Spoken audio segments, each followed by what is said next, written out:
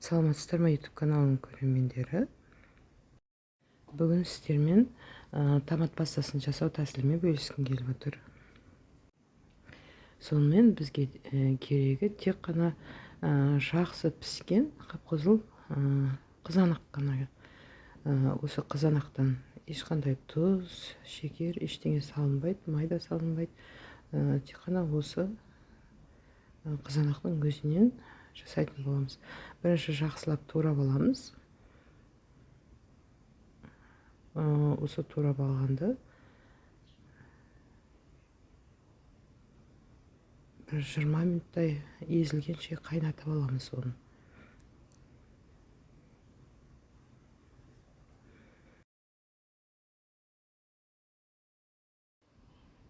Осы туралған қызанағымызды бір 20 минуттай жұмсарғанша қайнатып алатын боламыз.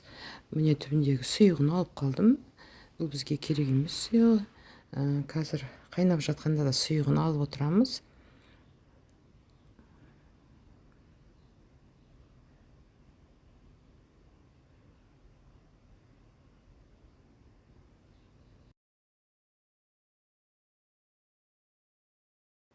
Қызанағымыз қайнап жатқанда үстіне мына сүзгішті қойып, сұйығын алып отырамыз.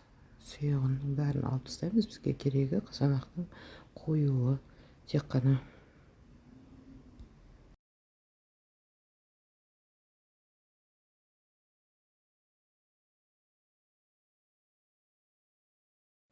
Міне жақсылап піскен, жұмсарған қызанақты осылай блендерден өткізіп аламыз. Ірілерінің бәрін блендерлеп, содан кейін барып сонан сүзгіштен бәрін өткізіп алатын боламын. Дұршылақтың үстіне 2 қабат марыл жаптым.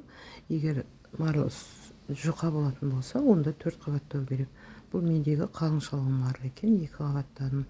Осыны марылдың үстіне құйып қоямын.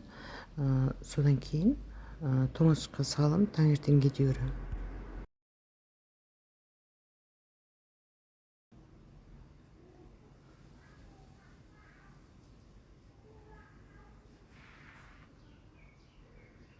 Міне таңертең 12 сағаттан кейін осылай алдым тоңазытқыштан. Енді бұны тағы да бір 10-15 минут табада қайнатып алатын боламын. Түсі деген керемет. Егер көп қайнап кеткен болса, қарайып кеткен болар еді. Бұны бар жоқ 20 минут, 30 минуттай қайнаттық. Енді 15 минут табаққа қайнатып аламыз. Суы тартылғанша. Содан кейін алып қоямыз. Ешқандай да май, ештеңе құйылмайды. Осы 3 килограмнан 700 грамм томат шықты. Оға дейін мұны стерилизовать етеміз банкамызды. Міне біздің әлде де кішкене суы бар сияқты. Осыны қайнағаны, суы тартылғаннан кейін алып банкамызға жабатын боламыз.